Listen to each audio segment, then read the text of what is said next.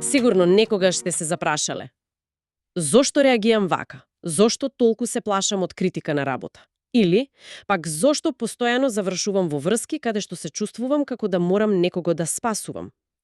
Често пати одговорите, се кријат во искуствата од детството. Особено ако сме растеле во семејство со некои предизвици. Било да е тоа алкохолизам, емоционална недостапност или друг вид на дисфункција. Тие искуства оставаат длабоки траги, образци кои ги носиме со нас, често и несвесно. Денес ќе зборуваме за еден концепт кој фрла сосема ново светло на ова. Нешто што се вика листа на карактеристики. И веднаш да разјасниме, ова не е некаква диагноза или етикета. Замислете го повеќе како мапа. Збир на заеднички особини што се забележани кај луѓе кои споделуваат слична животна приказна. Токму така. И за да ја поставиме рамката на разговорот, ќе користиме два термина кои често се појавуваат. Првиот е ВДА, што е кратенка за возрастни деца на алкохоличари. И поширокиот поим ВДД, за возрастни деца од дисфункционални семејства.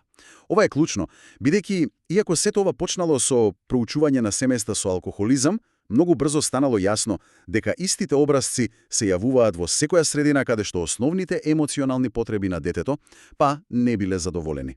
Значи, нашата мисија денес е да ја истражиме таа мапа. Да видиме кои се тие карактеристики, од каде доаѓаат и најважно како се манифестираат во секојдневниот живот. Врски, кариера, односот кон себе си. Ајде да почнеме од самиот почеток. Од каде всушност потекнува оваа листа? Има една баш интересна историја.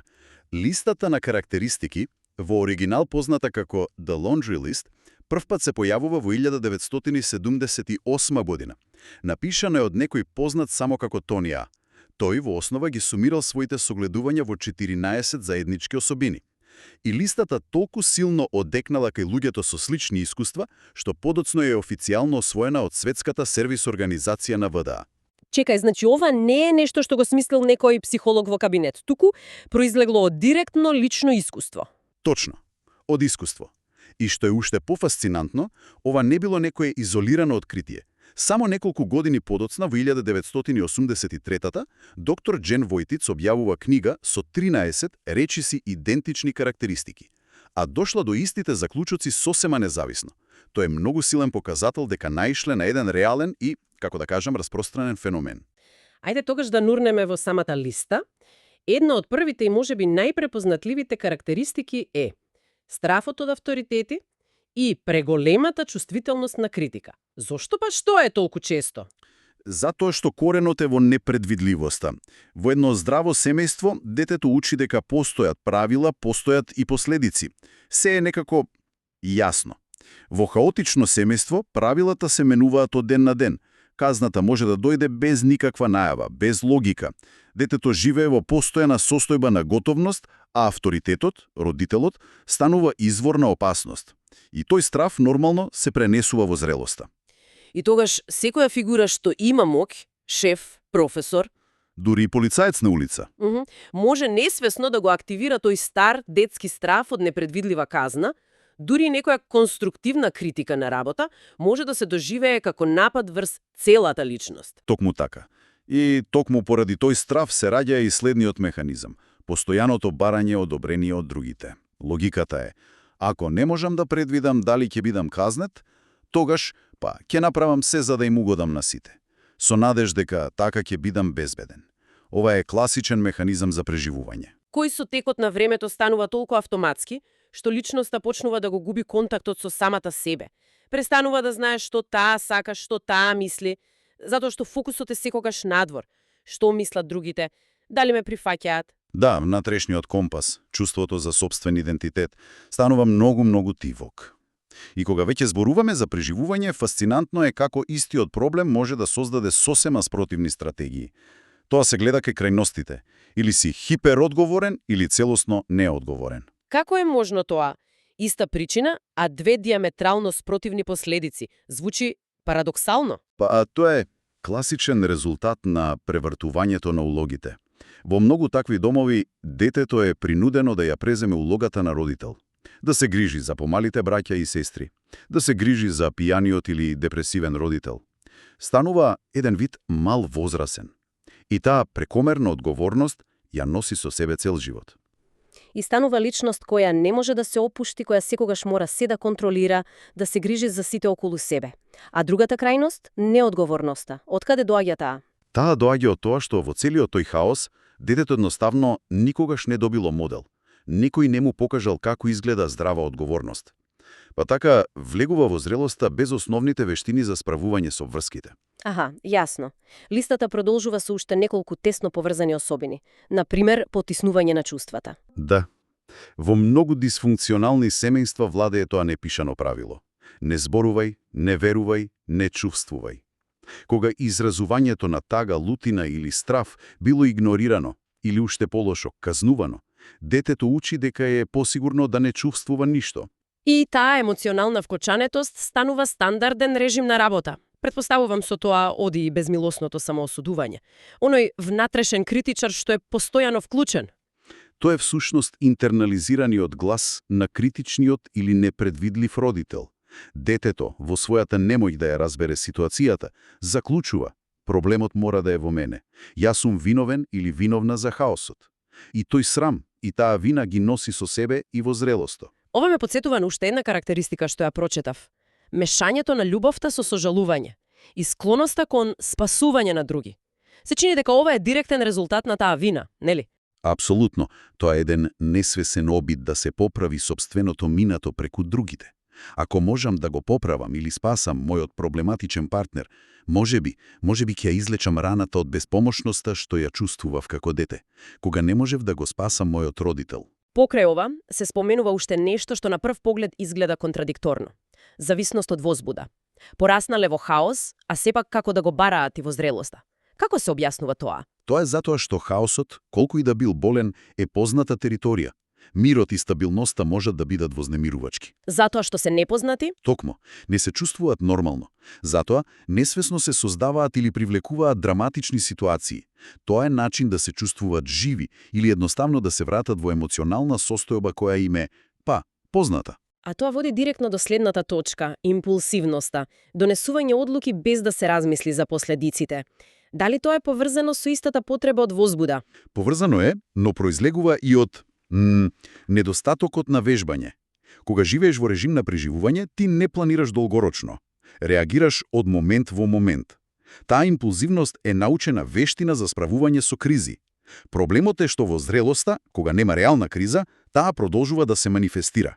Во финансиски одлуки, љубовни, професионални? Секаде. Го спомнавме ова на почетокот, но ајде да го дефинираме појасно. Не зборуваме само за алкохолизам. Што точно дефинира едно семејство како дисфункционално? Дисфункционално семејство е систем кој не успеава да ги задоволи основните емоционални и развојни потреби на своите членови. Комуникацијата е често нејасна, конфузна, контрадикторна. Родителот вели «те сакам», но со однесувањето покажува отфрлање. Или границите меѓу членовите, тие се или премногу ригидни, каде што нема никаква емоционална блискост, или воопшто не постојат. Да, па детето станува емоционален партнер на родителот. Точно. Правилата се фиксни и не дозволуваат индивидуален развој. Да речеме, во оваа куќа ние не покажуваме слабост. Во суштина, основните потреби на детето за љубов, сигурност, валидација и водство се заменети со нивните спротивности, отфрмлање, страв, срам и конфузија. Токму во таква почве растат карактеристиките за кои зборуваме. Ова е клучно. Значи, целата перспектива се менува. Прашањето не е што не е во ред со мене, туку што сум морала да направам за да преживеам. Тоа е една фундаментална промена која ја тргавината од поединецот ја става на ситуацијата. Апсолутно. И ова е можеби најважната порака од целава наша анализа. Листата на карактеристики не опишува карактерни недостатоци. Таа опишува карактеристики за преживување. Тие биле неопходни алатки за детето да опстане. Постојаното угодување било начин да се одржи мир. Потиснувањето на чувствата било начин да се преживее болката. Затоа многу луѓе чувствуваат огромно олеснување кога првпат ќе ја прочитаат листата.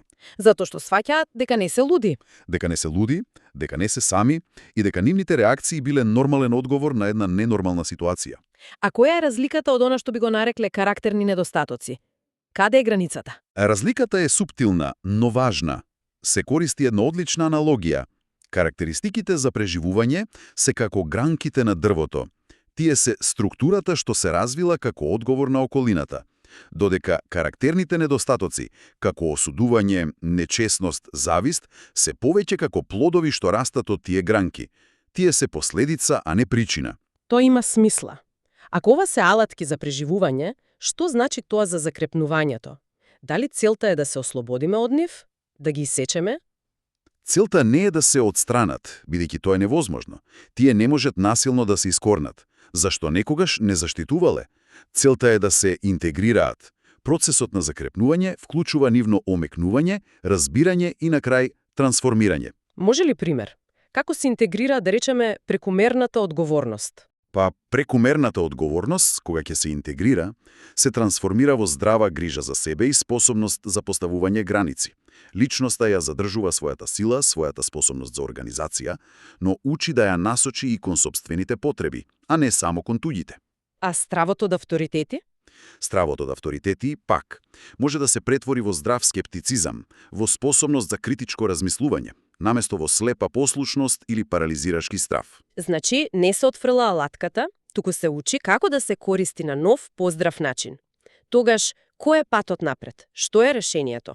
Централната идеја на закрепнувањето е формулирана многу едноставно, а сепак моќно – да станеш свој собствен грижлив родител. Тоа е процес на учење, да си го дадеш себе си она што не си го добил како дете. Безусловна поддршка, охрабрување, простување за грешките, поставување здрави граници. Тоа е навистина моćна идеја, но звучи и како огромен предизвик да се преземе улогата на внатрешен заштитник и негувател, особено ако никогаш не си имала модел за тоа. Токму затоа е процес. Вклучува излегување од изолација, признавање на потиснатите чувства и, најважно, учење да се однесуваш кон себе со нежност, со хумор, љубов и почит. И тука доаѓаме до уште еден интересен аспект.